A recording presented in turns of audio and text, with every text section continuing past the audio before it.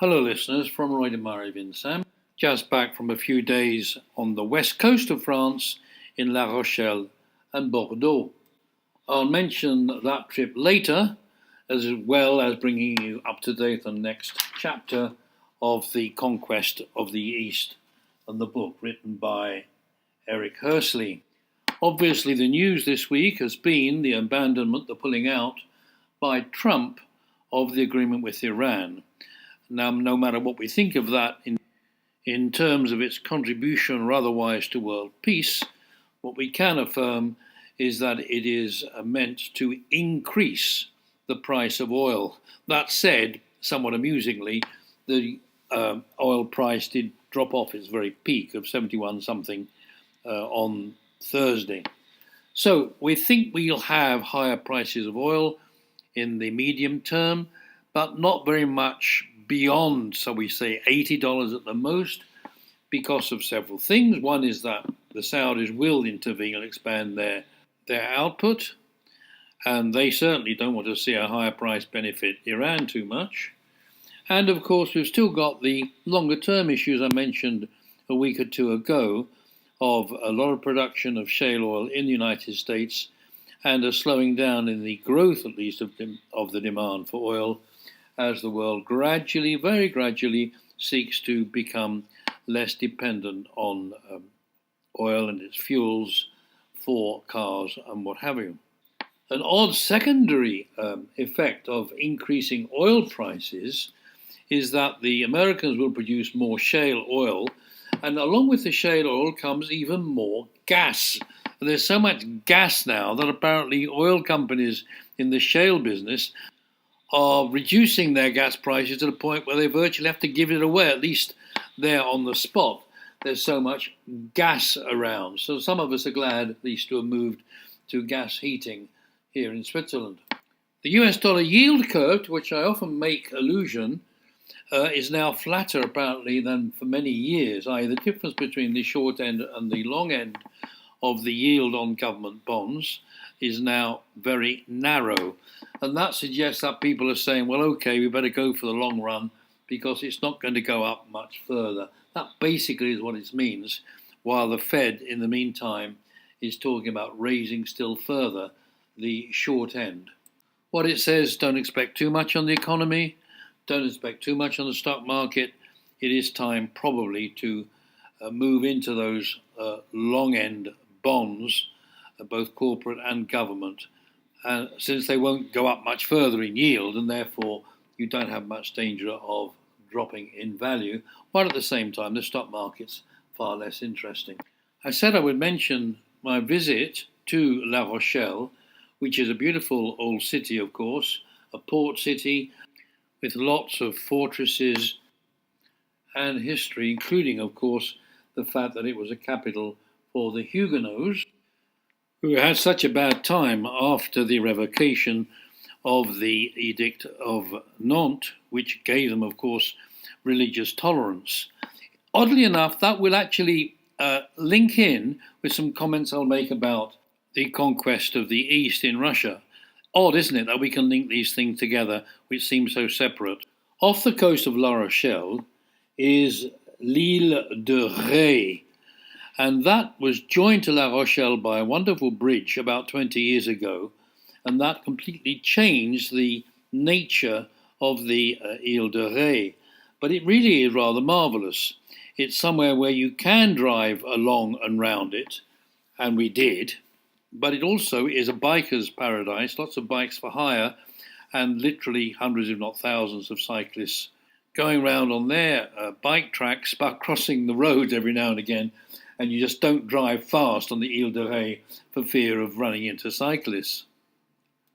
We went to the far end, to a place called La Phare des Baleines, and there you really got the feel of the Atlantic with big rollers coming in, far more than we got on the beach at La Rochelle. In addition to tourism with its many restaurants and places to visit like old ruined churches and fortresses, the activities that you come across on the island include salt beds, and you can buy salt very cheaply there, special salt, and oyster beds, and you can taste oysters for very moderate prices if you like that sort of thing.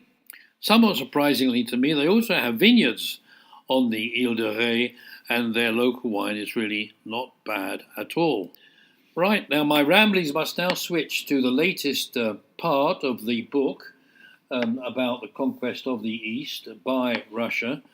And so far we've shown how the attraction of fur trapping and shooting of the saber has attracted hunters and trappers beyond the Ural Mountains, and how they're gradually moving eastwards as they wipe out the existing saber population.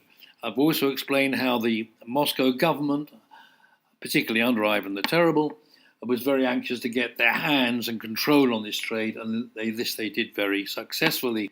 And the saber fur and a few other furs became a great source of wealth to the entrepreneurs and to the monarch, and they would sell this stuff to the West very happily. But there is an issue there. In early and mid-16th century Russia, there was no access to the Baltic Sea. At one stage there was for a year or two, but basically they couldn't sell that way. And that's where the English came in. And they discovered a route to Russia, obviously only in the summer, round the top of Scandinavia, right round the top of Norway. And they sent, I think it was just right in the middle of the century, 16th century, 3 vessels to search a route through. But they weren't there to find a route to Russia. They were doing this trip because they were hoping to find a route to China. In all those years since Christopher Columbus discovered America, and also Marco Polo, who brought back news about China and its wealth and its interest in trading. Ever since then, they've been trying to build decent maps of the world and never really did understand it for many, many years. And an idea was to go round the top of Norway into the sea and then keep heading east until they found China. We now know that would have been totally impossible, but this expedition sent off 3 ships to try and do that, and one of them got separated from the other 2 and was quite successful, whereas the other 2 ended up stopping on the north coast of Russia, but with the cold and lack of food, the crews all died off. The one that succeeded was the Bonaventure, and its captain, if you like, or the person behind it, was a certain Richard Chancellor. Chancellor managed to pull in at Angelsk and make his way down, rather welcomed by the Russians, to Moscow, where he met Tsar Ivan the Terrible. And that's when began a whole relationship between England and Russia of Ireland, in which trading started, including, of course, the sale of fur to London, and during which Ivan even proposed that the arrangements with England should be sealed by his marrying Queen Elizabeth I. I don't think she was too keen on the idea. It was at that time that they created the Russian Company with a view to having the merchants with their limited liability going backwards and forwards regularly to Russia for trading.